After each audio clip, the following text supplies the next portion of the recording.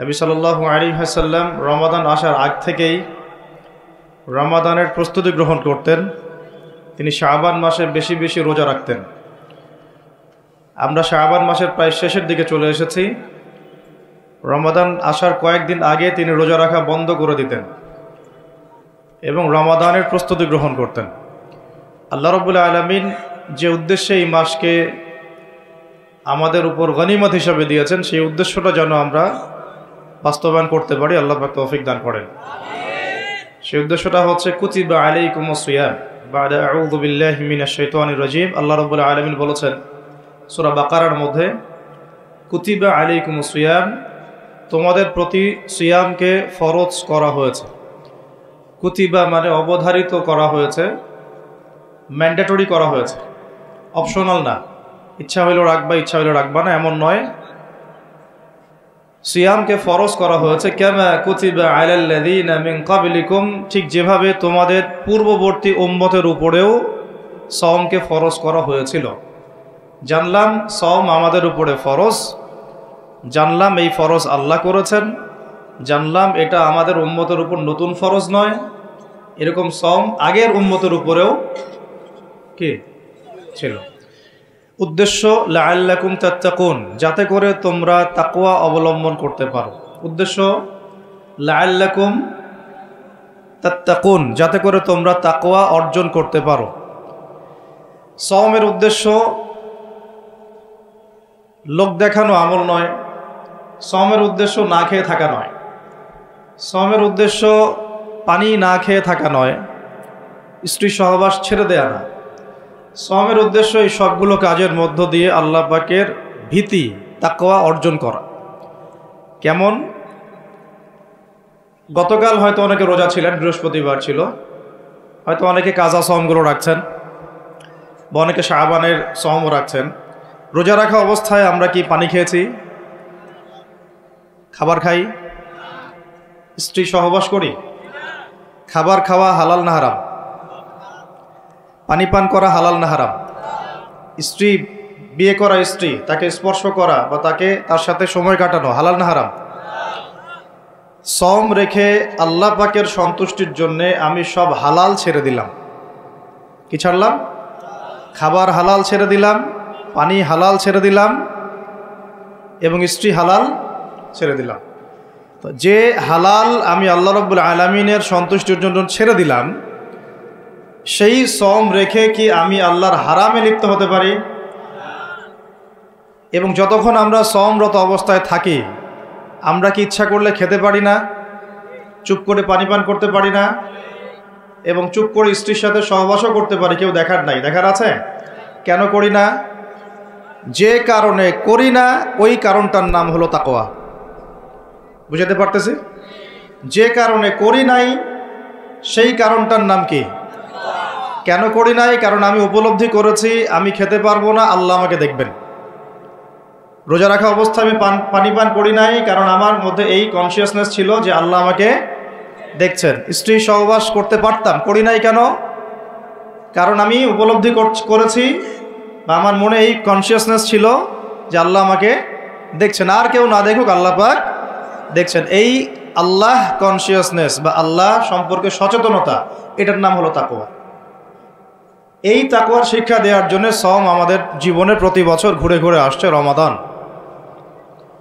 এখন যে সওম রেখে আমরা আল্লাহ পাকের হালাল ছেড়ে দিলাম এই চিন্তা করে যে আল্লাহ আমাকে দেখছেন, আল্লাহ আমাকে শুনছেন, সেই সওম রেখে কেউ কি আল্লাহর হারামে লিপ্ত হতে পারবে? হলে কি রোজা এবং রমাদানের হক আদায় হবে? কথা কি বোঝা যাচ্ছে? তাহলে এই হাদিসটা একটু শুনি। নবী সাল্লাল্লাহু আলাইহি ওয়াসাল্লাম বলেছেন, সেই ব্যক্তির না খেয়ে থাকায় এবং সেই ব্যক্তির পানি পান না করায় আল্লাহ পাকের কিছুই আসা যায় না। যে ব্যক্তি রোজা রেখে মিথ্যা বলা ছাড়তে পারে নাই, অশ্লীলতা ছাড়তে পারে নাই, হারাম ছাড়তে পারে নাই, সেই ব্যক্তির না খেয়ে থাকায়, সেই ব্যক্তির পানি পান না করায়, সেই ব্যক্তি যে স্ত্রী সহবাস করলো না, এগুলোতে আল্লাহ পাকের কিছুই যায় আসে না। যে ব্যক্তি রোজা রেখে মিথ্যা বলল, অশ্লীলতা প্রদর্শন করলো, অথবা গীবত করলো, অথবা আল্লাহ পাকের কাবায়ের ফাওয়াহিশে লিপ্ত হলো, তার মানে কুতিবা আলাইকুমুস সিয়াম কামা কুতিবা আলাল লাযিনা মিন ক্বাবলিকুম লাআল্লাকুম তাত্তাকুন, এটা অর্জন করতে হলে রোজা রেখে আমাকে আল্লাহ পাকের সমস্ত হারাম ছেড়ে দিতে হবে। যে হালাল স্ত্রী আমি ছেড়ে দিলাম, সেই রোজা রেখে আমি হারামভাবে কোনো মেয়ের সাথে কথা বলতে পারি, অ্যাফেয়ার করতে পারে, কফি শপে বসতে পারে, বাইকে ঘুরতে পারে, জিনা করতে পারে? রোজা রাখার অর্থ হচ্ছে আল্লাহর সব হারাম ছেড়ে দেওয়া। এটাই রোজার শিক্ষা, লাআল্লাকুম তাত্তাকুন। আমরা প্রত্যেক বছর এই আয়াতের উপর বয়ান করি, খুতবা হয়, মিম্বর থেকে জুমার খুতবায় এই আলোচনাটা হয়। মূল কথাটা হচ্ছে এই উপলব্ধিটা আনা, আনতা আবুদুল্লাহা কাআন্নাকা তারাহ, তুমি এমনভাবে আল্লাহর ইবাদত করো যেন তুমি আল্লাহকে দেখতে পাচ্ছ। আল্লাহ আমাদের সামনে থাকলে বা আমরা যদি আল্লাহকে দেখতে পারতাম, আমরা কি বেনামাজি থাকতে পারতাম? আমরা কি সুদ খাইতে পারতাম? আমরা কি আল্লাহ পাককে যদি দেখতাম বেনামাজি থাকতে পারতাম? ঘুষখোর হইতে পারতাম? দুর্নীতিবাজ হইতে পারতাম? মানুষের হক নষ্ট করতে পারতাম? আল্লাহ নবীজি বলছেন, আনতা আবুদুল্লাহা কাআন্নাকা তারাহ, তুমি এমনভাবে আল্লাহর ইবাদত করো যেন তুমি আল্লাহকে দেখছো। সুবহানাল্লাহ। এই চেতনা আসলে মানুষ হারামে লিপ্ত হতে পারবে না। হলেও তওবা করে ফিরে আসবে। হলেও কি করবে? সাথে সাথে তওবা করে ফিরে আসবে। আর ওয়াইল্লাম তাকুন তারাহু, তুমি যদি আল্লাহকে দেখতে না পারো, ফাইন্নাহু ইয়ারাক, জেনে রাখবা আল্লাহ তোমাকে দেখছেন। ঠিক যে উপলব্ধিটা আমরা রোজা রেখে অর্জন করি। আমরা খাই না, আমরা পানি পান করি না, তৃষ্ণায় গলা ফেটে যাচ্ছে, প্রচণ্ড রোদ, ক্ষুধায় পেট চোচো করতেছে, খাই কেন? খাই না কারণ আমরা উপলব্ধি করি আল্লাহ পাক আমাদেরকে দেখছেন। কেউ না দেখুক আল্লাহ দেখবেন। গোসল করার সময় পানি খাইতে পারতেছি না। তো এই চেতনাটা শিক্ষা দেওয়ার জন্যে রমাদান প্রতি বছর ঘুরে ঘুরে আসে। আল্লাহ পাক বলছেন, কুতিবা আলাইকুমুস সিয়াম কামা কুতিবা আলাল লাযিনা মিন ক্বাবলিকুম, এটা তোমাদের উপরে এখন ফরজ করা হয় নাই, তোমাদের আগের উম্মতের উপরেও ফরজ করা হয়েছিল, লাআল্লাকুম তাত্তাকুন, যাতে করে তোমরা তাকওয়া অবলম্বন করতে পারো। আর তাকওয়া সম্পর্কে নবীজি আরও একটা হাদিসে বলেছেন, আর তাকওয়া ও হা হুনা, তাকওয়া হা হুনা বলতে তিনি বুকের দিকে ইশারা করছেন, মানে তাকওয়া আপনার লেবাস পোশাকে না। আমি পাগড়ি জুব্বা পরে বসে আছি মানে এই না যে আমি আপনার চেয়ে বেশি মুত্তাকি, যদিও এটা তাকওয়ার পোশাক। মুত্তাকি মানুষটা ঢিলাঢালা পোশাক পরবেন, নবীর সুন্নত অনুসরণ করবেন, এটা একটা বৈশিষ্ট্য। কিন্তু এমন হতে পারে আমার চেয়ে আপনার তাকওয়া বেশি, হতে পারে কি না? আর তাকওয়া হা হুনা, তাকওয়া কলিজার ভিতরে, কলবের ভিতরে। ওই আলহাজ টাইটেল লাগালেই যেমন জান্নাতে যাওয়া যাবে না, শুধু আলহাজ টাইটেল লাগালে কি জান্নাতে যাওয়া যাবে? আল্লাহ রাব্বুল আলামিন মানদণ্ড দিয়ে দিয়েছেন। মানদণ্ড, কে ভালো আল্লাহর কাছে, কে সম্মানিত, এটার মানদণ্ড আল্লাহ দিয়ে দিয়েছেন। ইন্না আকরামাকুম ইনদাল্লাহি আতকাকুম, তোমরা যত মানুষ পৃথিবীতে আছো তোমাদের মধ্যে আল্লাহর কাছে সবচেয়ে মকবুল, সম্মানিত, মর্যাদাবান মানুষ তারাই যারা এই তাকওয়ার পরীক্ষায় পাশ করেছে। তো এই তাকওয়ার শিক্ষাটা দেওয়ার জন্য রমাদান আসে। শিক্ষা নাম্বার 1, রোজা রাখবো রাখার মতো। রোজা রাখবো কি? যাতে তাকওয়া অর্জন করা যায়। রোজা রেখে আমি যেমন হালাল ছেড়ে দিয়েছি, রোজা রেখে আমাকে আমার সমস্ত হারাম ছাড়তে হবে। আর এই হারাম শুধু 1 মাস ছেড়ে দিব এমন না। ঈদের চাঁদ উঠে যাবে, শয়তান ছাড়া পাবে, আমরা আবার শয়তানের সাথে আতাত করে চলা শুরু করব, এটা রমাদানের শিক্ষা না। ওই শিক্ষাটাকে সারা বছর ধরে রাখতে হবে, এটা হলো রমাদানের শিক্ষা। আপনারা খেয়াল করে দেখবেন রমাদান মাসে অনেকে পরহেজগার হয়ে যায়, ঈদের চাঁদ ওঠার সাথে সাথেই আমরা আবার শয়তানের দাসত্ব শুরু করি। ঈদের দিন চাঁদ রাত বলি আমরা একটা কথা বলি না, ওই রাত্রেই প্রমাণ হয় যে শয়তান ছাড়া পাইছে। যেভাবে ধুমধারাক্কা গান বাজনার, বেলাল্লাপনার, পিকনিক টিকনিক এগুলো হয়, বোঝা যায় শয়তান এতদিন বন্দী ছিল 1 মাস, এখন ছাড়া পাইছে। তো 1 নাম্বার নসিহত, রোজা রাখতে হবে রাখার মতো, যে রোজা আমাকে তাকওয়ার শিক্ষা দিবে। আল্লাহ পাক আমাদেরকে এইভাবে রোজা রাখার তৌফিক দান করুন। 2 নাম্বার, আল্লাহ পাক তার আগে একটা কথা বলে নেই, এরপরে ভুলে যাব আর কি। এই যে শুনলেন কুতিবা আলাইকুমুস সিয়াম, কুতিবা আলাইকুমুস সিয়াম, শুনছেন? অনেকে তো জানে, এখানে তালেবে ইলম অনেকে আছেন, ওলামায়ে কেরামও আছেন, তাদেরকে ওয়াজ করার কিছু নাই আমার, আমি সাধারণ মানুষের জন্য বলছি। কুতিবা আলাইকুমুস সিয়ামের আগেও 2টা কথা আছে এই কিতাবে। সূরা বাকারার আয়াত বলছি, সূরা বাকারার মধ্যে কুতিবা আলাইকুমুস সিয়ামের আগেও কুতিবা আলাইকুম দিয়ে আরও 2টা কথা আছে। ঠিক আছে? এটা তো বুঝলেন, কুতিবা আলাইকুমুস সিয়াম, সিয়াম ফরজ করা হয়েছে। ঠিক একটু আগে যাবেন, 2-1 পৃষ্ঠা আগে গিয়ে দেখবেন আল্লাহ পাক আয়াত নাজিল করেছেন, কুতিবা আলাইকুমুল কিসাস, তোমাদের উপরে কিসাসকেও ফরজ করা হয়েছে। কি ফরজ করা হয়েছে? ওই যে কুতিবা আলাইকুমুস সিয়াম তো বুঝলো, এটা রোজা রাখতেছে 1 মাস, কুতিবা আলাইকুমুল কিসাস বুঝে না। কুতিবা আলাইকুমুল কিসাস আর কুতিবা আলাইকুমুস সিয়াম একই মিজানে না ভাইরা? বুঝতে পারতেছেন তো আপনারা? একই মিজানে, একই ওজনে না? তো কুতিবা আলাইকুমুল কিসাস, তোমাদের উপরে কিসাসকেও ফরজ করা হয়েছে। তোমাদের বলতে আমাদের সবার উপরে, মুসলিমদের উপরে। কিসাসটা কি? কিসাসটা কি? কেউ যদি কোনো ভাইকে অন্যায়ভাবে হত্যা করে, তাকেও সেভাবেই করতে হবে, এটা হলো কিসাস। হাতের বদলে হাত, চোখের বদলে চোখ, কি কানের বদলে কান, এমনকি দাঁতের বদলে দাঁত, এর নাম কিসাস। আছে বাংলার জমিনে? আছে? কুতিবা আলাইকুমুস সিয়াম আছে আমাদের সমাজে, কুতিবা আলাইকুমুল কিসাস জাদুঘরে আছে। কোথায় আছে? ওটা ইমপ্লিমেন্ট করতে গেলে জাতিসংঘ বলবে যে আমরা মৌলবাদী হয়ে গেছি। আপনারা পড়েন প্রত্যেক রাতে তাবারাকাল্লাযী বিয়াদিহিল মুলক, তাই না? সূরা মুলক তো পড়েন রাতে, রাতের বেলা সূরা মুলক পড়ার অভ্যাস করেন। নবী সাল্লাল্লাহু আলাইহি ওয়াসাল্লাম এই সূরাটাকে বলেছেন এই সূরা কবরের আযাব থেকে বাঁচাই দিবে ইনশাআল্লাহ।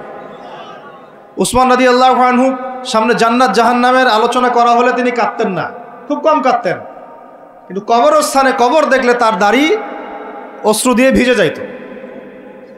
কারণ এই জায়গায় যে পার পাবে সে সব জায়গায় পার পেয়ে যাবে ইনশাআল্লাহ। ওই জায়গার একাকিত্বে ওই আযাব থেকে বাঁচাবে একটা সূরা, কি নাম? সবাই মুখস্থ করবেন ইনশাআল্লাহ।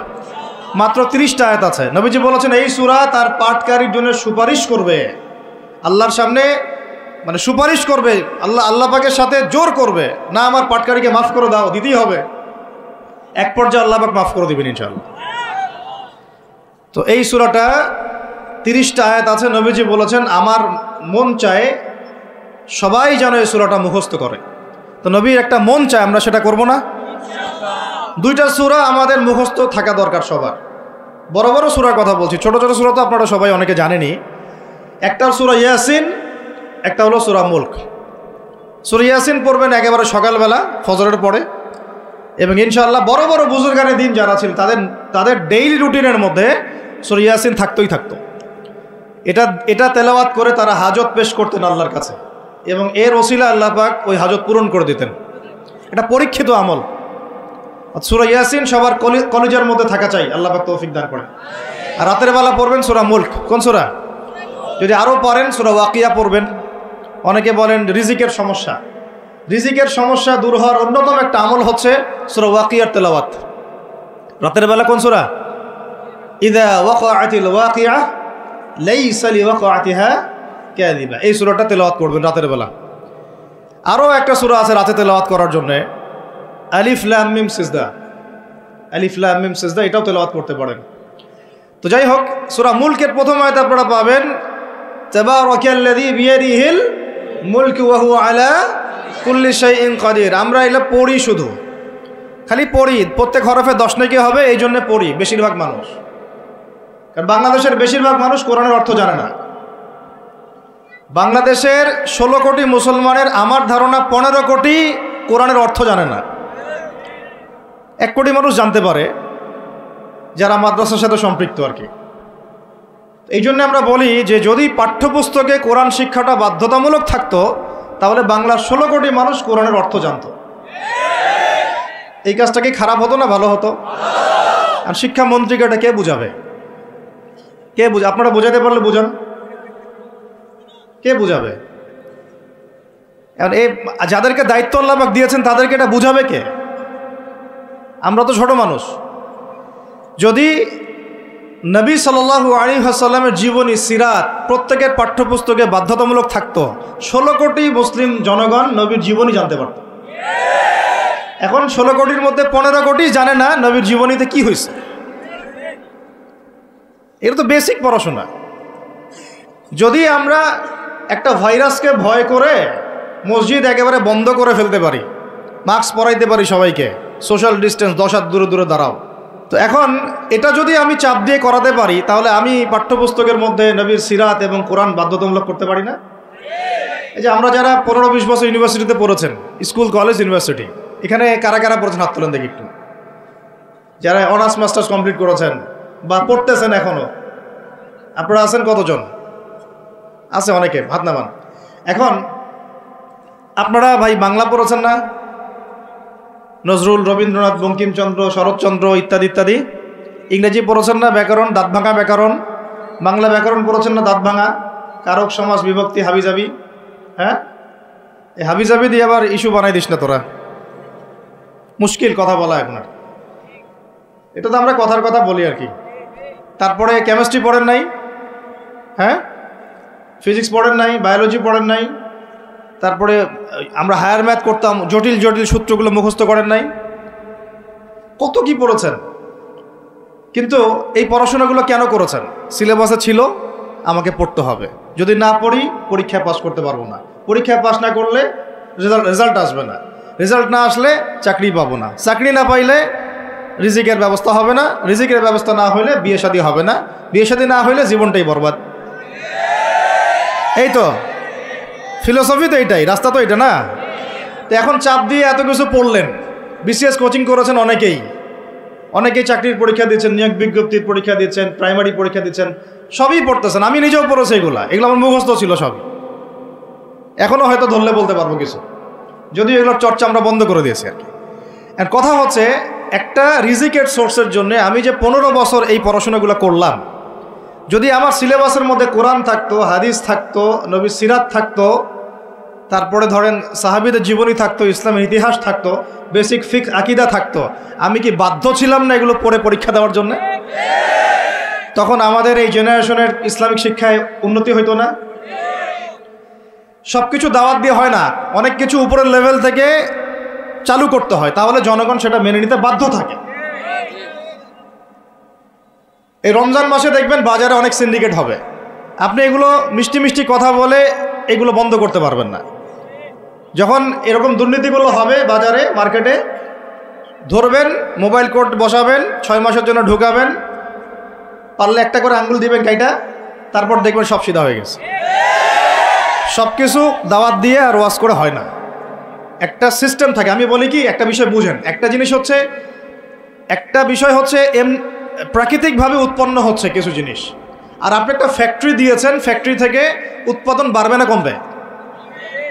আপনি হাতে উৎপাদন করতেছেন একটা জিনিস, মনে করেন কাপড়ে পাঞ্জাবি জুব্বা, আর জুব্বার একটা ফ্যাক্টরি দিয়েছেন, উৎপাদন কোথায় বেশি হবে? রাষ্ট্র হচ্ছে সেই ফ্যাক্টরি যেটা সব দিক থেকে উৎপাদন বাড়াতে পারে। আমরা দাওয়াত দিচ্ছি এখন ইন্ডিভিজুয়ালি, ব্যক্তিগতভাবে একে একে মানুষ চেঞ্জ করার দাওয়াত দিচ্ছি আমরা। বুঝতে পারতেছি পার্থক্যটা? যে আয়াত থেকে এইদিকে চলে আসছি, তাবারাকাল্লাযী বিয়াদিহিল মুলক, তাবারাকাল্লাযী বরকতময় সেই সত্তা, মহা পবিত্র মহা বরকতময় সেই সত্তা। কোন সত্তা? বিয়াদিহিল মুলক, যার হাতে আছে সার্বভৌমত্ব। মুলক মানে কি? রাজত্ব, ক্ষমতা বা সার্বভৌমত্ব। রাজত্ব, ক্ষমতা বা সার্বভৌমত্ব, তিনটা শব্দ বললাম, ডিকশনারিতে চেক করে দেখেন মুলক শব্দের অর্থ কি। আবার বলতেছে তাবারাকাল্লাযী, বরকতময় সেই সত্তা, মানে কে? মহাবিশ্বের একমাত্র স্রষ্টা আল্লাহ রাব্বুল আলামিন, তিনি বরকতময়। বিয়াদিহিল মুলক, যার হাতে কি আছে? রাজত্ব অথবা ক্ষমতা অথবা সার্বভৌমত্ব, বা ইংরেজি দিয়ে বললে আমরা বলি সভরেন্টি। কি বলি? সভরেন্টি। ওয়া হুয়া আলা কুল্লি শাইইন কাদির, এবং আল্লাহ পাক সমস্ত বিষয়ের উপরে কি? কর্তৃত্বশীল, ক্ষমতাবান। এখন এই আয়াতটা মহাবিশ্বের সব গ্রহে প্রযোজ্য হচ্ছে, বাংলাদেশে আর বিশ্বে প্রযোজ্য হচ্ছে না। বুঝাচ্ছি কিভাবে? বলবেন যে এটা আবার কেমন কথা বলবেন, শুনেন বুঝাচ্ছি। মহাবিশ্বে 7 আসমান আছে না? এটা তো জানেন, 7টা আসমান আছে। তারপরে প্রত্যেক আসমানে অসংখ্য গ্রহ নক্ষত্র আছে, গ্যালাক্সি আছে, ছায়াপথ আছে। তারপরে একটা গ্যালাক্সির মধ্যে অনেকগুলো সৌরজগৎ আছে। ওই একটা গ্যালাক্সির অসংখ্য সৌরজগতের কোনো একটা সৌরজগতের বাসিন্দা হচ্ছে আমরা। ওই সৌরজগতের মধ্যে এই যে আমাদের 10টা-12টা গ্রহ আছে, সেই গ্রহের কোনো একটা গ্রহের, কোনো একটা দেশের, কোনো একটা কি জেলার, কোনো একটা শহরের, কোনো একটা মাঠে বসে আপনি এখন এই বয়ান শুনতেছেন। কথা বুঝতে পারতেছেন? আর পুরো মহাবিশ্ব 7 আসমানে নবী সাল্লাল্লাহু আলাইহি ওয়াসাল্লাম বলছেন মেরাজের রাতে আমি দেখেছি একটা বিঘত, এতটুকু বিঘত মানে 1 টক্কর জায়গা ফাঁকা নাই যেখানে আল্লাহর কোনো ফেরেশতা দাঁড়িয়ে বসে বা সেজদারত অবস্থায় আল্লাহর ইবাদত করতেছে না। তাহলে পুরো মহাবিশ্বে কার রাজত্ব চলতেছে? এখন এই পৃথিবীর দিকে তাকান, আমরা বললাম তাবারাকাল্লাযী বিয়াদিহিল মুলক, আল্লাহর হচ্ছে সার্বভৌমত্ব ক্ষমতা কার? আল্লাহর। কিন্তু এখন জমিনের দিকে আপনি তাকান, এই বিশ্বের সার্বভৌমত্ব চলতেছে জাতিসংঘের। কার? এই বিশ্বের রাজনৈতিক মোড়ল জাতিসংঘ। আপনি ইসলামিক বিধানের কথা যতই বলেন তারা মানবে না, মানবে না, সোজা কথা। আপনি যদি বলেন কোরআন এবং হাদিস এবং সর্বশেষ নবী মুহাম্মদ সাল্লাল্লাহু আলাইহি ওয়াসাল্লাম আমাদেরকে এইগুলো দিয়ে গেছেন, আল্লাহ পাক এইগুলো নাজিল করছেন, আসেন এইগুলোর আলোকে বিশ্ব করি, ওরা মানবে না। বরং ওরা আপনার উপর যুদ্ধ ঘোষণা করবে। কি করবে? এ হচ্ছে এই বিশ্বের সবচেয়ে বড় তাগুত, সবচেয়ে বড় কাফের, সবচেয়ে বড় মুশরিক, সবচেয়ে বড় মুনাফিক। ও যদি বলে যে কোরআন বাদ দিতে হবে, আমার মাথায় যে বুঝ আসে ওই বুঝ অনুযায়ী চলবো, তাহলে সারা বিশ্ব বলবে হ্যাঁ এটাই ঠিক। নাউজুবিল্লাহ। অর্থনৈতিক মোড়ল সে যদি বলে আল্লাহ পাক কোরআনে সুদ হারাম করছেন, তো কি হয়েছে? আমাদের ব্যাংকিং সিস্টেম চলবে সুদের উপর, সারা বিশ্ব বলবে এই যে সামি'না ওয়া আতা'না, ইয়েস স্যার, শুনলাম মানলাম। কথা বুঝেন না আমার? ও সারা বিশ্বকে যদি বলে ওদের ব্যাংকিং সিস্টেম, যে প্রত্যেকটা ব্যাংকিং সিস্টেম চলবে সুদভিত্তিক, আল্লাহ কোরআনে হারাম করুক আর হালাল করুক দেখার দরকারই নেই আমাদের। নাউজুবিল্লাহ। মানলে ইচ্ছা হইলে মানেন, না ইচ্ছা হইলে আমরা বোম মেরে উড়াই দেব। ইচ্ছা হইলে মারেন, না হলে কি একেবারে দিব শেষ কইরা। শেষ করার জন্য অনেক অস্ত্র আছে ওদের। যারা পলিটিক্যাল অ্যাফেয়ার্স ঘাটাঘাটি করেন তারা জানেন এদের 72টার মতো অস্ত্র আছে। ইকোনমিক স্যাংশন একটা অস্ত্র, চাপ প্রয়োগ করা একটা অস্ত্র, বিল পাস করা একটা অস্ত্র, নেগোশিয়েট করা একটা অস্ত্র, অন্যকে দিয়ে চাপ দেওয়া হবে একটা অস্ত্র। এগুলো অস্ত্র করতে করতে সর্বশেষ অস্ত্র হচ্ছে একেবারে ওই আফগানিস্তান বানায় ছেড়ে দিবে, একেবারে ওই ইরাক বানায় ছেড়ে দিবে, একেবারে ওই সিরিয়া বানায় ছেড়ে দিবে, একেবারে ইয়েমেন বানায় ছেড়ে দিবে। ওটা সবচেয়ে বড় অস্ত্র। এই জন্যে আন্ডারে যারা আছে এরা সবাই স্যালুট মারে, ঠিক আছে আপনি যা বলবেন তাই। তো এই কারণে সারা বিশ্বে অর্থনৈতিক ক্ষেত্রে ও হচ্ছে এখন সুদভিত্তিক অর্থনৈতিক সিস্টেমের মোড়ল। যেই সুদ সম্পর্কে আল্লাহ পাক কোরআনে বলেছেন যদি সুদ না ছাড়ো তাহলে আল্লাহ এবং তার রাসূলের সাথে যুদ্ধের ঘোষণা শুনে রাখো। কথা বুঝে যাচ্ছে না মনে হয়? আল্লাহ পাক কোরআনে বলছেন সুদ যদি না ছাড়ো, সুদ যদি তোমরা মুসলমানরা মুমিনরা না ছাড়ো তাহলে আল্লাহর সাথে এবং রাসূলের সাথে যুদ্ধের ঘোষণা শুনে রাখো। সূরা বাকারা পড়েন, সূরা বাকারা পড়েন। আল্লাহ পাক বলছেন ইয়া আইয়ুহাল্লাযীনা আমানু ইত্তাকুল্লাহ ওয়া যারু মা বাকিয়া মিনার রিবা ইন কুনতুম মুমিনিন ফাইন লাম তাফআলু ফাআযানু বিহারবিন মিনাল্লাহি ওয়া রাসূলিহি। তাহলে আল্লাহ পাক এখানে বলছেন হারাম, যদি খাও তাহলে আল্লাহর সাথে যুদ্ধ করতেছো, নবীর সাথে যুদ্ধ করতেছো। ওরা বইলা দিল এটা ফরজ। কি কি এটা? তুই মানলে মান, না মানলে যা, তোর ব্যাপারে ব্যবস্থা আমরা পরে নিব। তাহলে আমরা এই পুরো বিশ্বে এখন কার সার্বভৌমত্ব চলতেছে? কোরআনে? জি না, কোরআন ওই তেলাওয়াত করার জন্য রেখে দেওয়া হয়েছে। কিসের জন্যে? ঘরের কোনায় তেলাওয়াত করেন আপনি কোরআন, কোনো সমস্যা নাই। এই রমজানে প্রত্যেক দিন 1 খতম দিবেন, 30 দিন 30 খতম দেন, ওদের কিচ্ছু যায় আসে না। কথা বুঝাতে পারতেছি না মনে হয়? আপনি ব্যক্তিগত জীবনে কোরআন 30 দিন 30 খতম দেন, কিচ্ছু যায় আসে না এদের। কিন্তু কোরআনের এই যে মৌলিক বিধানগুলো, এগুলো আপনি বিশ্বে বাস্তবায়ন করতে পারবেন না এখন। কারণ সার্বভৌমত্ব এখন আমরা আল্লাহর হাত থেকে কেড়ে নেওয়ার চেষ্টা করে তাগুতের হাতে দিয়ে দিয়েছি। না, এই কারণে বিশ্বের উপরে গজব ঘুরতেছে। যে কোনো সময় আসবে ইনশাআল্লাহ, যে কোনো সময় আসবে, এটা আমরা নিশ্চিত। আল্লাহ রাব্বুল আলামিনের গজব আসবেই আসবে।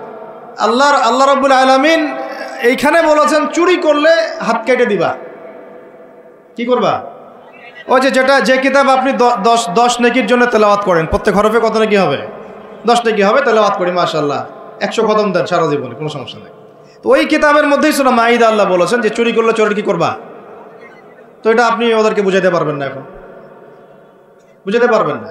ওইটা তেলাওয়াত পর্যন্তই, ফুল স্টপ। তারপরে এমনি নর্মালি যদি কেউ জিনা করে, সূরা নূর অনুযায়ী আল্লাহ রাব্বুল আলামিন বলছেন যে সূরা নূরের 2 এবং 3 নম্বর আয়াতে 100টা বেত্রাঘাত করবা জনসমক্ষে। কয়টা বেত্রাঘাত? বাংলাদেশের বহু ছেলে মেয়ে এখন 100 বেত্রাঘাত পাওয়ার শাস্তি মাথায় নিয়ে ঘুরতেছো তোমরা, নাউজুবিল্লাহ। যার শুরুটা হয় ওই টেক্সটের মাধ্যমে, তারপরে দেখা সাক্ষাৎ, তারপরে এইটা, তারপরে ওইটা। ঢাকা শহরে এর পরিসংখ্যান বেশি না কম? কত বেশি? কতগুলো ছেলে পাওয়া যাবে যারা এই পাপে লিপ্ত হয় নাই? কতগুলো মেয়ে পাওয়া যাবে যারা এই পাপে লিপ্ত হয় নাই? কতগুলো আপনি দেবর পাবেন যারা জেনা করে নাই? কতগুলো ভাবি পাবেন জেনা করে নাই? কতগুলো দুলাভাই পাবেন শালির সাথে জেনা করে নাই? কতগুলো ছেলে পাবেন বিবাহিত ছেলে যারা বাইরে পরকিয়া করে নাই? শুধু আল্লাহ পাকই জানেন ভালো এই জাহিলিয়াতের মধ্যে কত পার্সেন্ট মানুষ পবিত্র থাকতে পারছে। শুধু আল্লাহ ভালো জানেন, আর কেউ জানে না। আমি বেশি বলতেও চাচ্ছি না, কারণ আমরা সবাই এই শহরেই থাকি। আর ঢাকাতে যারা থাকে তারা মোটামুটিভাবে একটা কেয়ামতের শহরেই থাকে, কারণ এখানে এমন কোনো পাপ নাই যেটা হচ্ছে না, এমন কোনো পাপ নাই। একেবারে প্রতারণা দিয়ে ভর্তি উপর থেকে নিচ পর্যন্ত। এই শহরে প্রথম যে জিনিসটা উঠে গেছে এটা হচ্ছে বিশ্বাস। কি উঠে গেছে? দ্বিতীয় উঠে গেছে আমানতদারিতা। বিশ্বাস উঠে গেছে, এখানে নাই আমানতদারিতা, নাই। কে কার উপর দিয়ে টক্কর দিতে পারে এটা হচ্ছে আমাদের এজেন্ডা আর কি। একটা রাস্তার যে ভিক্ষুক, এরও মাথায় যে এত শয়তানি বুদ্ধি, আর অন্য অন্য সেক্টর না হয় নাই বললাম। আপনার কাছে টাকা চাচ্ছে গাড়ির গ্লাসে নক করে, ও কিন্তু পাটা ভালোই আছে, ও ল্যাংরানোর অভিনয় করতেছে। কত বুদ্ধি! কেউ আবার ইচ্ছা করে একটা আঙ্গুল বা হাত কাটে নিয়েছে, ইচ্ছা করে কাটছে, সারা জীবন কোনো কাজ করা লাগবে না, এটা করেই খাবে। কেউ আবার ইচ্ছা করে হিজড়া হচ্ছে এই শহরে, এটা সারা জীবন কাজ করা লাগবে না, এমনিই খাবে। কত বুদ্ধি মানুষের মাথায়, চিন্তা করছেন? যাকে আপনি টাকা দিচ্ছেন 10 টাকা, ওর ফ্ল্যাট আছে, আপনার কিছুই নাই, ওরই জমি আছে। হিজড়ার সর্দার BMW চালায়, আর আপনি কোনো রকম একটা এক্স করলা ম্যানেজ করতে পারেননি এখন পর্যন্ত।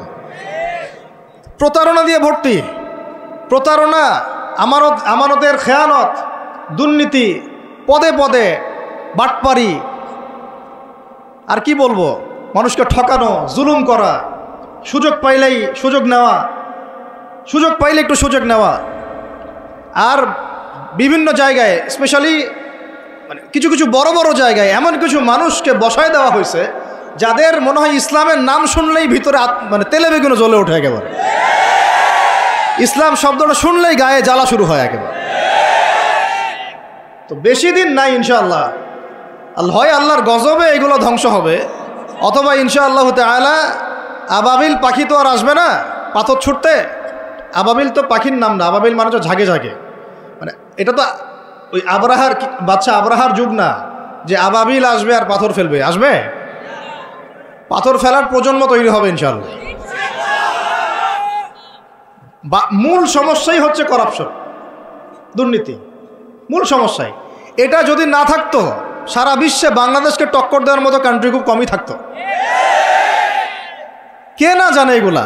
সবাই জানে, আর আমরা মেনেও নিয়েছি এগুলা ভাই, চুপচাপ মনে মনে মেনে নিয়েছি যে ওইখানে গেলে এত দেওয়া লাগবে, ওইখানে এত না দিলে আমার এটা হবে না, ওইখানে এটা দিতে হবে, ওইখানে এটা করতে হবে, আমরা মেনেও নিয়েছি মাশাআল্লাহ।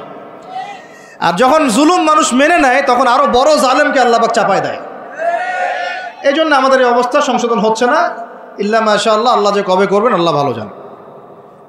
তবে বিশ্বাস করেন, আপনারা বলেন যে এখন মুসলিম প্রধান দেশ, আমি একটা স্টেটমেন্ট দিয়ে দিচ্ছি এখন বসে বসে, এখন এটা হচ্ছে একটা মুনাফেক প্রধান দেশ। প্রমাণ করতে চাইলে আমার সাথে বসেন। মুনাফেকের আলামত যে কয়টা আছে, কি 1 নাম্বার কি?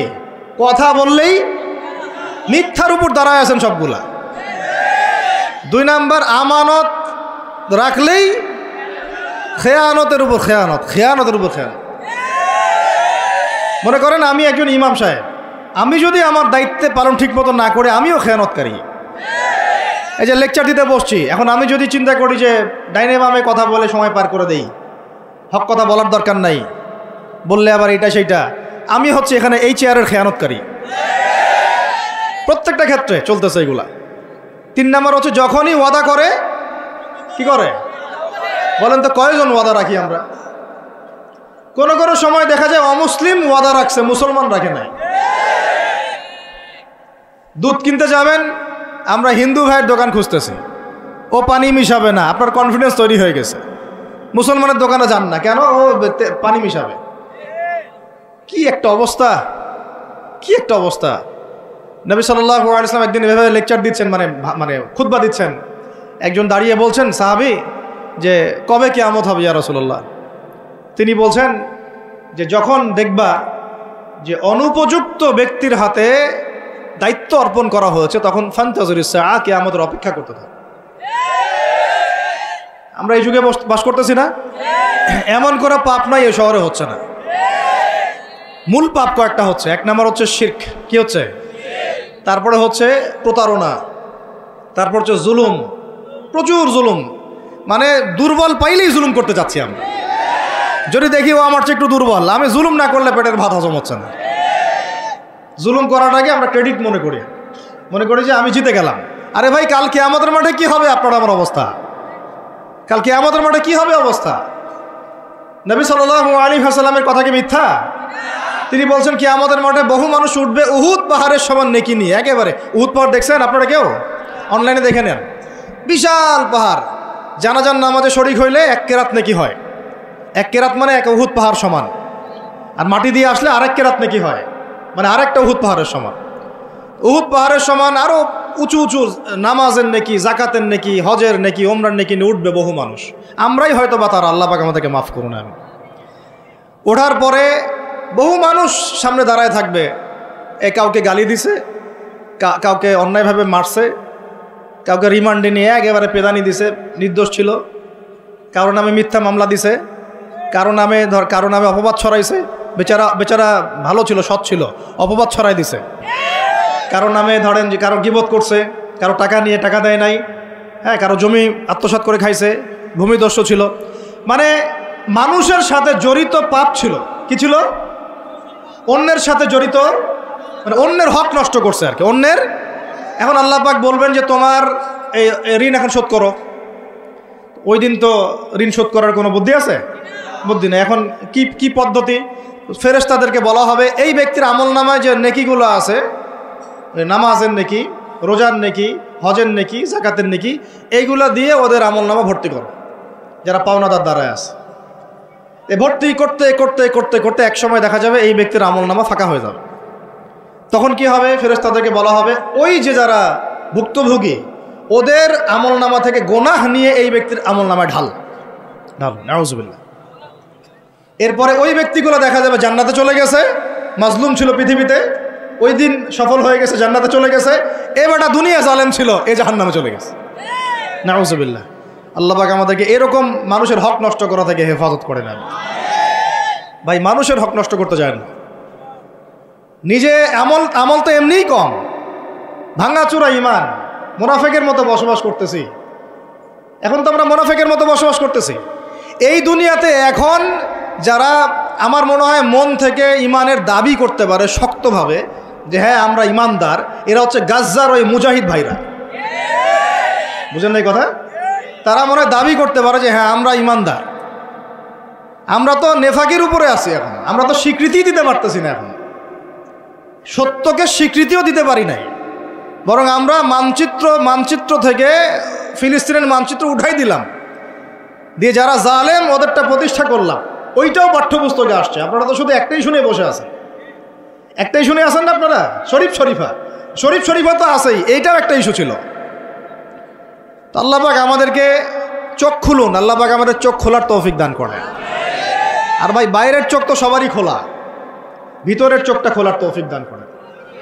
আমি অনেক ভিতরে চলে আসছি, বুঝাইতে চাচ্ছিলাম যে এই বিশ্বে এখন আল্লাহ পাককে সার্বভৌম ক্ষমতার অধিকারী মানা হচ্ছে না। এটা হচ্ছে বৈশ্বিক শিরক। রাজনৈতিক ক্ষেত্রে আমরা আল্লাহর সার্বভৌমত্ব মানছি না, অর্থনৈতিক ক্ষেত্রে আমরা আল্লাহর দেয়া বিধান মানছি না, শিক্ষা ক্ষেত্রে আমরা আল্লাহ পাকের দেয়া শিক্ষানীতি মানছি না, সংস্কৃতির মধ্যে আমরা আল্লাহর সংস্কৃতি মানছি না, ব্যক্তি জীবনে, ইবাদতের জীবনে, পারিবারিক জীবনে, সামাজিক জীবনে আমরা আল্লাহ পাকের সার্বভৌমত্বকে বাদ দিয়ে মানুষের সার্বভৌমত্ব প্রতিষ্ঠা করেছি। আর আমরা তেলাওয়াত করতেছি তাবারাকাল্লাযী বিয়াদিহিল মুলক, আবার পড়তেছি কুলিল্লাহুম্মা মালিকাল মুলক, হে বলুন হে রাজত্বের অধিকারী, তুতিল মুলকা মান তাশা ওয়া তানজিউল মুলকা মিম্মান তাশা। আয়াতটা জানেন না আপনারা? সূরা আলে ইমরানে আছে। তো আমাদের কথা আর বাস্তবতার মধ্যে অনেক ফারাক। আল্লাহ পাক আমাদেরকে কোরআন গভীরভাবে অনুধাবন করার তৌফিক দান করেন। খালি তেলাওয়াত করলেই হবে না ভাই, এর অর্থটা জানতে হবে।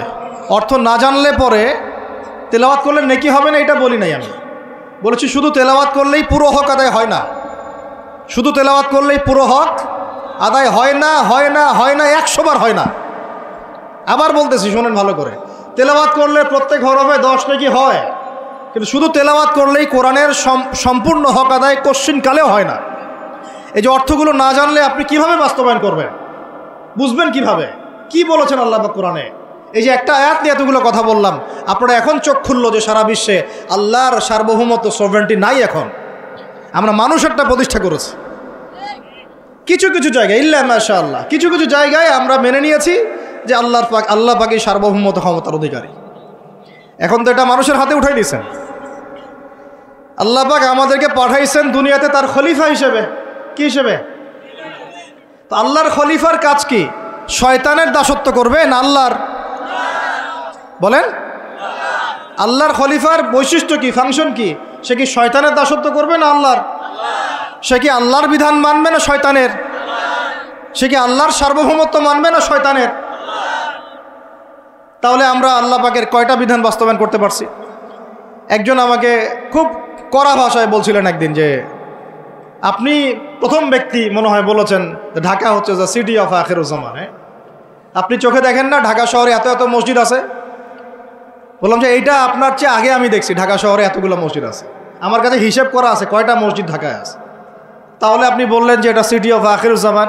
বললাম ঢাকা শহরে এতগুলো যে মসজিদ আছে কত বছর থেকে আছে? বলছে 50, 60, 70 বছর থেকে। তো বলো 70 বছরে কোরআনের আপনি একটা বিধান বাস্তবায়ন করতে পারছেন ঢাকায়? বলেন, পারছেন? ঢাকা শহরে কি চোরের হাত কাটা হয়? ঢাকা শহরে কি ওই যে জেনার শাস্তি দেওয়া হয়? মদ পান করলে 40 লাঠি দেওয়া হয়? ব্যভিচার করলে রজম দেওয়া হয়? ধর্ষণ করলে প্রকাশ্যে মৃত্যু হয়? মসজিদ দিয়ে কি করবেন আপনি এখন বলেন? এতগুলো মসজিদ দিয়ে কি করবেন? মসজিদে আমরা নামাজ পড়ি, ব্যক্তিগত ইবাদত। আর মানুষের বাঙালিকে কারা জানি বুঝাইছে সারা জীবন যত ইচ্ছা পাপ কর, শেষ জীবন একটা মসজিদ বানায় যাইস বা মসজিদের সভাপতি হয়ে থাকিস, ঠিক আছে? যত ইচ্ছা কর, যা ইচ্ছা কর, সুদ খা, ঘুষ খা, সব কর, শেষে একটা মসজিদ বানাই দিস। কারণ হাদিসটা হচ্ছে মান বানা লিল্লাহি মাসাজিদান বানাল্লাহু বাইতান ফিল জান্নাহ। কেউ যদি আল্লাহর জন্য একটা মসজিদ বানায়, আল্লাহ পাক তার জন্য জান্নাতে একটা ঘর বানাবে। ব্যাস, এই হাদিসের উপর আমল কইরা কবরে যাবে। সারা জীবন যে আমি মাশাআল্লাহ নাউজুবিল্লাহ আল্লাহর কোনো বিধানই মানলাম না, না নামাজ, না যাকাত, না সাদাকা, না এই যে কোরআন এর হক আদায় করা, না আমর বিল মারুফ, না নাহি আনিল মুনকার, না ইকামাতের দিন, ইত্যাদি ইত্যাদি। অনেক অনেক গভীর ভাই, আলোচনাও গভীর, পরিবেশও অনেক গভীর, অন্ধকারও অনেক গভীর। এই অন্ধকার থেকে বের হইতে হইলে ভাই রমাজান আমাদের সামনে একটা মৌসুম, এটা আল্লাহ পাক সুযোগ দেন। আপনারা তো দেখেন সন্ধ্যাবেলায় পাখিরা কোথায় ফিরে যায়? বাসায় ফিরে যায় না? এই সারা বছর সারা জীবন আমরা অনেক দূরে চলে গেছি আল্লাহ থেকে, রমাজান আসছে এখন আবার বাসায় ফিরে আসে। রমাজান কেন আসে? যাতে এই বিচ্ছিন্ন উম্মা এক জায়গায় হয়, পাপী মুসলিমরা আল্লাহর দিকে ফিরে আসে। সারা বছর যারা এদিক ওদিক চলে গেছেন রমাজানে আসেন, ঘরে ফিরে আসেন। আল্লাহ পাক তৌফিক দান করে না। অনেক ভিতরে ঢুকে গেছি ভাই। প্রথম কথা বলছিলাম লাআল্লাকুম তাত্তাকুনের হক আদায় করতে হবে, রাজি আছি তো ইনশাআল্লাহ? 2 নাম্বার এই যে বলছিলাম কুতিবা আলাইকুম নিয়ে কথা। কুতিবা আলাইকুম শুধু সিয়াম না, কুতিবা আলাইকুম কিসাসও আছে এখানে। কোন কিতাব? এখানে আছে না? নাকি বাড়ায় বললাম? আর এই কোরআন তো ভাই সবারই বাসায় আছে, কেন মানতে চান না? এত কেন ভনিতা কোরআনের সাথে? বাঁচবই বা কতদিন আমরা? সর্বোচ্চ 100 বছর। ভাই সবাইকেই তো একা একা আল্লাহর সামনে দাঁড়াইতে হবে, তাহলে এত ভনিতা কিসের? এত নেফাকি কেন? এত অস্বীকৃতি কেন? ইসলাম নিয়ে এত অ্যালার্জি কেন? আল্লাহ রসুল এবং ইসলামের নাম শুনলে গা জ্বলে কেন? কোরআন সুন্নাহর বিধানের কথা শুনলে কেন মনে হয় যে বাঁকা চোখে তাকান কেন? না জানি আবার কি বলতেছে, কোন জঙ্গি আসলো, কোন সন্ত্রাসী আসলো, এগুলো কি শুরু করছেন? এটা কোরআনের কথা, হাদিসের কথা, আল্লাহর কথা, রসুলের কথা। এখানে এইসব শব্দ প্রয়োগ করেন কেন? কবরে কি আমরা যাব, আপনারা যাবেন না? আপনাদেরকে হিসাব দেওয়া লাগবে না? কি মনে করতেছেন আপনারা? আর এই উম্মার বিজয়ের জন্য কি শুধু আমাদের একার দায়িত্ব না, সবার দায়িত্ব আছে? সবাই মিলে তো শক্ত হাতে একটা হাতল ধরলে না ইসলাম বিজয় হবে। তো আল্লাহ পাক যে ক্ষমতা যাদেরকে দিয়েছেন, কেন আপনারা বুঝতে চেষ্টা করেন না যে আল্লাহ রাব্বুল আলামিনের কাছেই সার্বভৌম ক্ষমতা, তার বিধান বাস্তবায়ন করেন, আল্লাহ পাক আপনাদেরকে আরও শক্তিশালী করবেন ইনশাআল্লাহ। যদি না করেন তাহলে শোনেন, একটা সময় পর্যন্ত আল্লাহ পাক ছাড় দেন। এটা ইতিহাস। নমরুদ একটা লম্বা সময় ছাড় পাইছে, ফিরআউন আরও লম্বা একটা সময় ছাড় পাইছে, আদ জাতি, সামুদ, আসহাবুল আইকা, মাদিয়ান, লুত, কত যে কম চলে গেছে হিসাব নাই। ইতিহাসটা খালি পড়বেন কোরআনের, কত যে কম পৃথিবী থেকে চলে গেছে এরই হিসাব নাই। আল্লাহ পাক জানাইছেন অল্প কিছু, বাকি কিছু জানানো নাই আল্লাহ পাক আমাদেরকে। আল্লাহ পাক জানানি নাই অনেক কিছু আমাদেরকে, যেগুলো আমাদের দরকার সেগুলো জানাইছেন কিছু কিছু। কেউ কি টিকতে পারছিল? কেউ কি আল্লাহর বিধানের বাইরে গিয়ে চলতে পারছে? দুনিয়া টিকতে পারছে? কেউ কি চিরস্থায়ী ছিল? কোনো নবীও তো চিরস্থায়ী ছিল না। তাহলে কিসের পিছনে ছুটতেছেন? আল্লাহ পাক আমাদের সবাইকে কথাগুলো বোঝার তৌফিক দান করেন। ব্যক্তি জীবন থেকে শুরু করে এক সর্বোচ্চ লেভেল পর্যন্ত কোরআন, হাদিস, ইসলামকে বাস্তবায়ন করার তৌফিক দান করেন। আল্লাহ পাক যাদের মধ্যে এই সততা আছে, এই মানুষগুলোকে আল্লাহ পাক আমাদের ঊর্ধ্বতন কর্তৃপক্ষ বানায় দেন, আমিন। বা যারা আছেন তাদেরকে আল্লাহ পাক হেদায়েত দান করেন। রমাজানের এই শিক্ষাটার সামনেও এরকম দুই একটা শব্দ আছে, কুতিবা আলাইকুমুল কিসাস। আর একটা তো বললে তো মাথাই খারাপ হয়ে যাবে, বলবো? ওই যেখানে দেখছেন কুতিবা আলাইকুমুস সিয়াম, কুতিবা আলাইকুমুল কিসাস, এই ডানে বামেই খুঁজবেন, 3টা পৃষ্ঠার মধ্যেই পাবেন। লেখা আছে কুতিবা আলাইকুমুল কিতাল, কুতিবা আলাইকুমুল এটা আবার কি? কুতিবা আলাইকুমুল কিতাল, তোমাদের উপর যুদ্ধকে ফরজ করা হয়েছে। কি ফরজ করা হয়েছে? একা একা আপনি করবেন না, একা একা করবেন না। ইসলামিক রাষ্ট্র করবে, ইসলামের রাষ্ট্রের আমির করবে, তার নেতৃত্বে জনগণ করে, একা একা বিচ্ছিন্নভাবে করে না। কুতিবা আলাইকুমুল কিতাল, এইটা যখন মুসলমানরা ছেড়ে দিয়েছে ওই সময় থেকে এই মাইর খাওয়ার যুগ শুরু হয়েছে। অটোম্যান এম্পায়ারটা সর্বশেষ ওই ফাইট করছিল ওই পশ্চিমাদের সাথে, পরাজিত হয়ে যায় তারা প্রথম বিশ্বযুদ্ধে 1914 থেকে 17-18-র মধ্যে। এরপরে ওই যে ব্রিটেন দখল করে জেরুজালেম, বেলফোর্ট ডিক্লারেশন হয়, তারপরে ইহুদিদেরকে ওই জায়গাটা ছেড়ে দেয়। এরপর থেকে যে 100 বছর হলো, আমাদের খিলাফা পতনের 100 বছর হয়ে গেছে। কত বছর? এটা একটা আশারও কথা। আশার কথা কেন?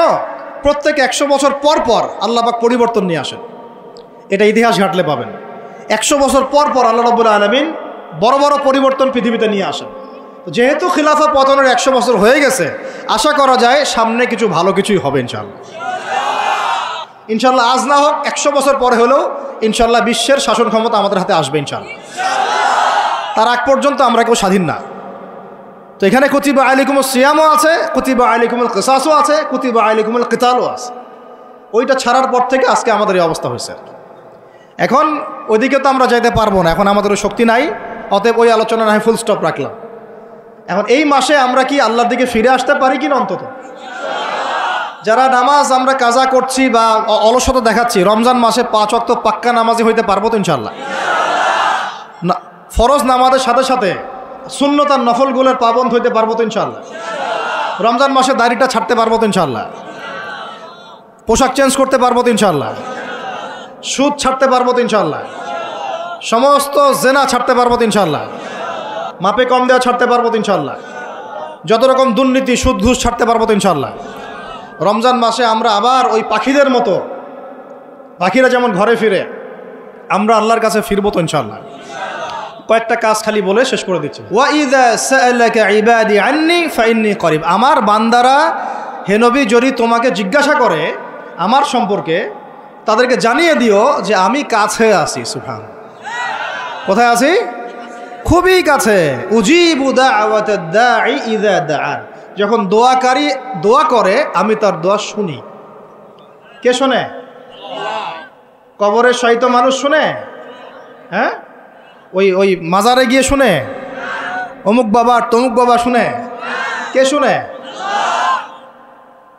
ইন্নী করিব উজিবু দাওয়াতাদ দাঈ ইযা দাআন ফালইস্তাজিবু লি ওয়াল ইউমিনু বি লাআল্লাহুম ইয়ারশুদুন। ঠিক আছে না একটা? অতএব আমি যেহেতু বান্দার দোয়া শুনি, তারাও যেন আমার ডাকে সাড়া দেয়। আল্লাহর ডাক মানে কি? হাইয়া আলাস সালাহ, এটা আল্লাহর ডাক না? জাকাত ফরজের জাকাত দিবে, আল্লাহ পাক আহ্বান করছেন না? রমাদান মাস এসেছে রোজা রাখো, কার আহ্বান এগুলো? তো আমি যখন ডাকবো সেও যেন আমার ডাকে সাড়া দেয়, আর ওয়াল ইউমিনু বি, এবং আমার প্রতি ঈমান রাখে, এতে করে তারা সুপথ প্রাপ্ত হবে ইনশাআল্লাহ। তাহলে রোজা রেখে আমরা কি করব? আমরা বেশি বেশি আল্লাহর কাছে দোয়া করবো ইনশাআল্লাহ। 3টা কাজ তো পেয়ে গেলাম।